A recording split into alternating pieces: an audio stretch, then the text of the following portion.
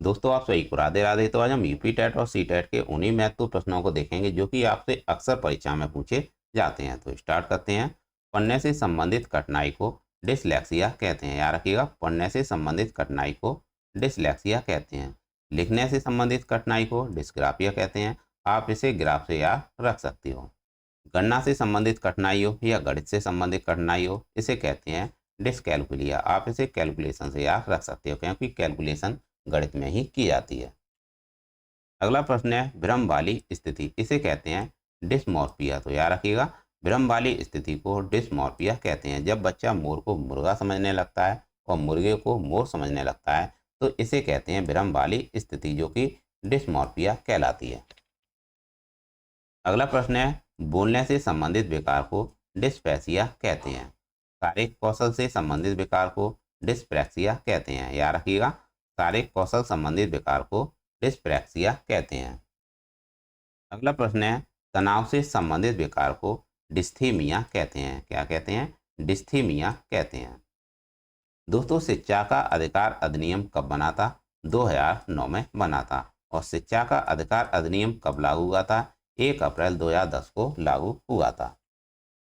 अगला प्रश्न है लिखना पढ़ना और बोलने संबंधी विकार को डिस्प्रैक्सिया कहते हैं।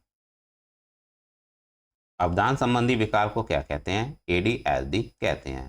किशोर अवस्था को तूफानों की अवस्था किसने कहा था? स्टैनली हॉल ने कहा था। याद रखिएगा, किशोर अवस्था को तूफानी अवस्था भी कहते हैं, जो कि स्टैनली हॉल ने कहा था।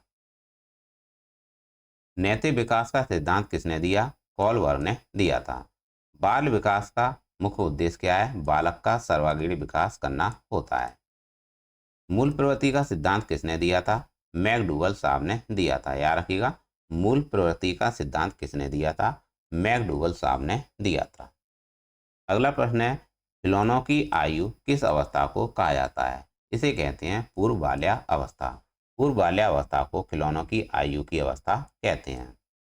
अगला प्रश्न है विशिष्ट बालकों में कौन कौन से बालक आते हैं? याद रखिएगा, प्रतिभाशाली बालक, पिछड़े बालक, गूंगा बहरा और अंधा, सृजनशील बालक, संवेगात्मक दृष्टि से पिछड़े बालक, यह सभी बालक आते हैं जो कि विशिष्ट बालक होते हैं।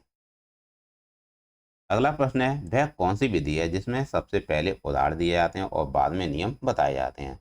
तो इसे कहते हैं आगमन विधि, जो कि बहुत ही अच्छी विधि है। अगला प्रश्न है वह कौन सी विधि है जिसमें पहले नियम बताया जाता है और बाद में उदाहरण दिया जाता है? तो इसे कहते हैं निगमन विधि। जैसा कि नाम से ही पता चल रहा है, सबसे पहले नियम बाद में उदाहरण। अगला प्रश्न है देखो सुनो। अगला प्रश्न है देखो सुनो और समझो किस विधि पर आधारित है? इसे कहते हैं प्रदर्शन विधि। देखो सुनो और बोलो किस विधि पर आधारित है? इसे कहते हैं प्रयोगात्मक विधि। दोस्तों दोनों ही प्रश्न अलग हैं। देखो सुनो और समझो प्रदर्शन विधि कहलाती है। देखो सुनो और बोलो इसे कहते हैं प्रयोगात्मक विधि।